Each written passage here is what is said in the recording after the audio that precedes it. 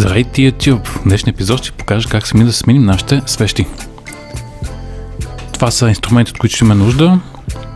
Различни по обхват динамометрични ключове, пикове, тръщотка, разбира се. Специален накрайник 14 мм, той е тънкостенен, с обикновен няма да ви свърши работа. Тръбичка, с която да завиваме новите свещи. И разбира се, те самите. Ще имаме нужда и от 13 и десятка за различните болтове. И така, започваме.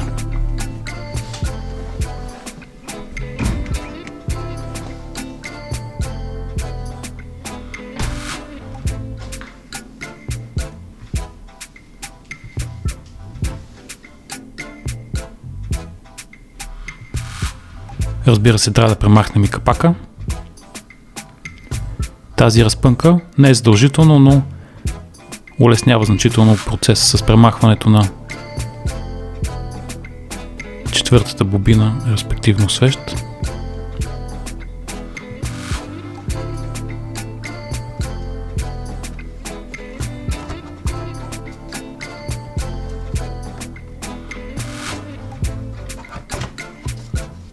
Издърпваме капака от неговите захващащи точки.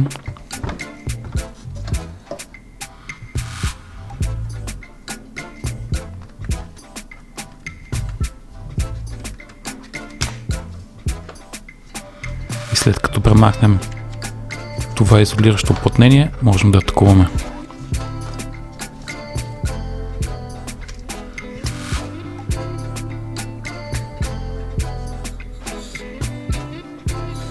Не е задължително, но се препоръчва изчистването на запрашаването около бобините, защото знаете, след като ги извадим заедно с свещите, всичко останало, което ще влезе, отива директно в цилиндрите.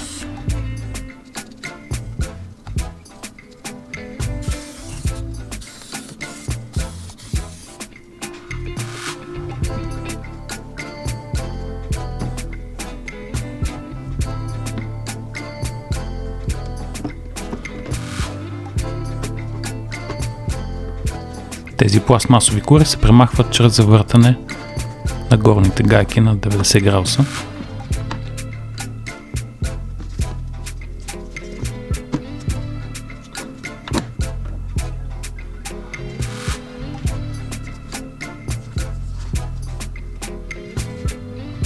Този кабел трябва внимателно да го извадим от уплътнението.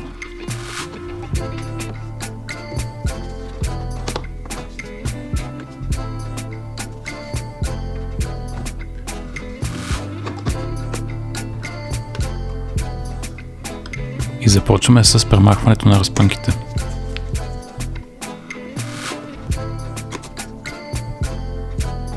Гайката е 13 мм.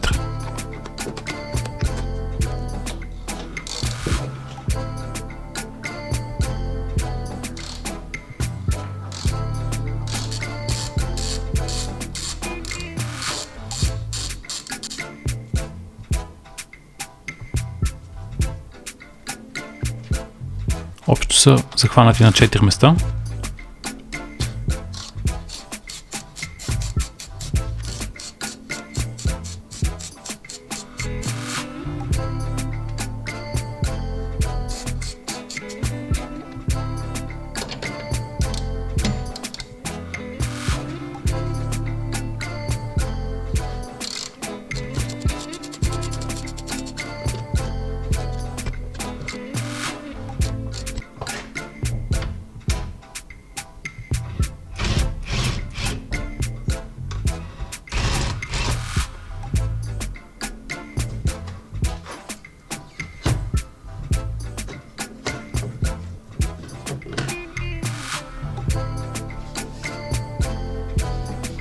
И вече шината може да бъде извадена. Премахваме една допълнителна носеща, да я наречем кора, която е захваната от няколко 10 мм болта.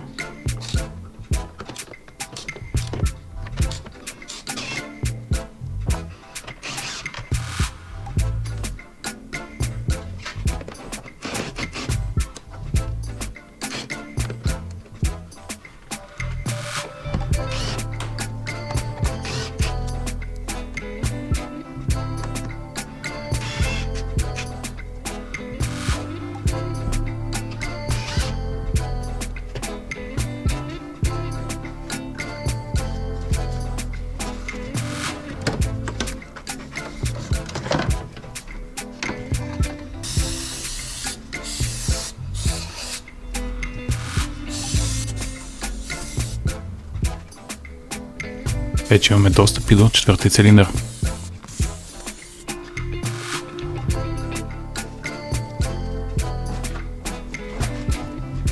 Как премахваме бобините? Повдигаме нагоре горната част на буксата, а захранването вече излиза след това. Тук от BMW са оставили много хитро една дупка, с която да издърпаме бобината нагоре, като най-лесно е да покарате просто един накрайник за гидоре. След което развиваме свеща, като новата е препоръчително да поставяме с ето такъв маркуч. Целта е, разбира се, да пазим резбата.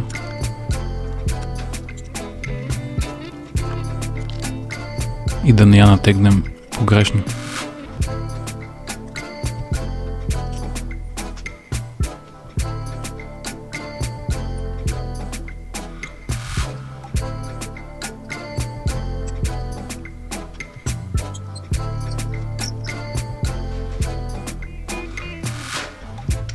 Затягаме задължително с динамометричен ключ. Усилието е 23 Нм.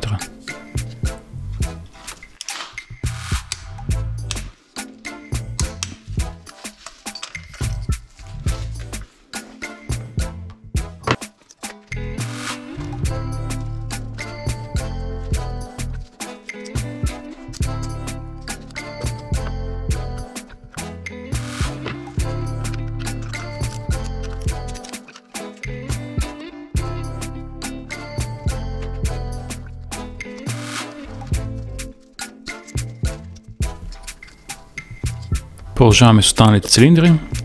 Упражнението е аналогично. Препоръчва се смяната на свещите да бъде в интервал от 30 до 50 000 км, в зависимост от начина на шофиране и най-вече дали е правен някакъв тунинг по двигателя.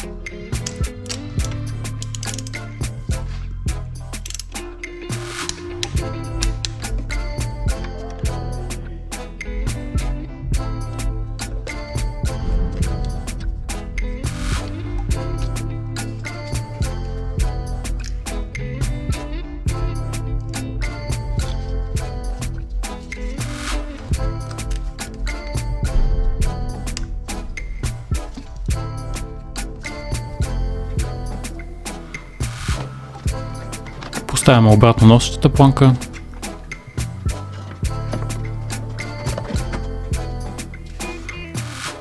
Натягането е на усет,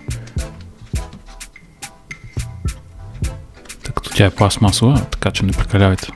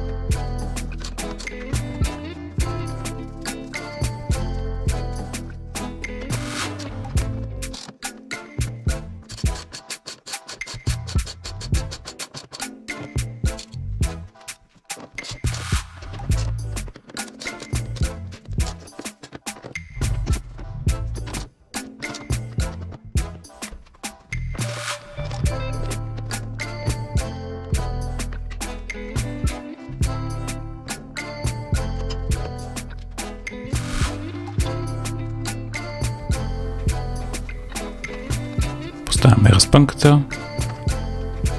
При нея на 4-те места натягането е до 56 Нм плюс 90 градусово завъртане допълнително.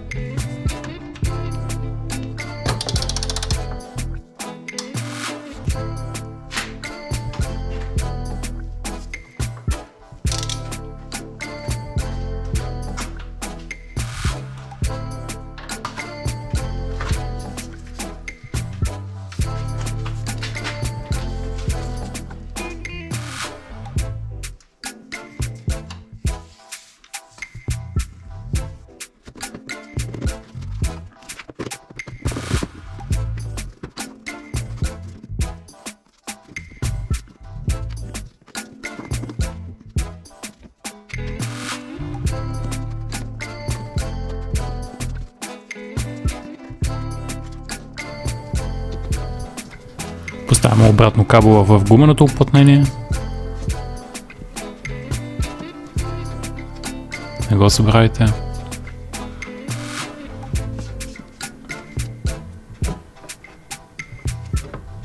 И след като поставим капака, вече сме готови. Ако това видео ви е било интересно, не забравяйте да се абонирате за канала, ударете по един лайк и ще се видим отново в следващия клип.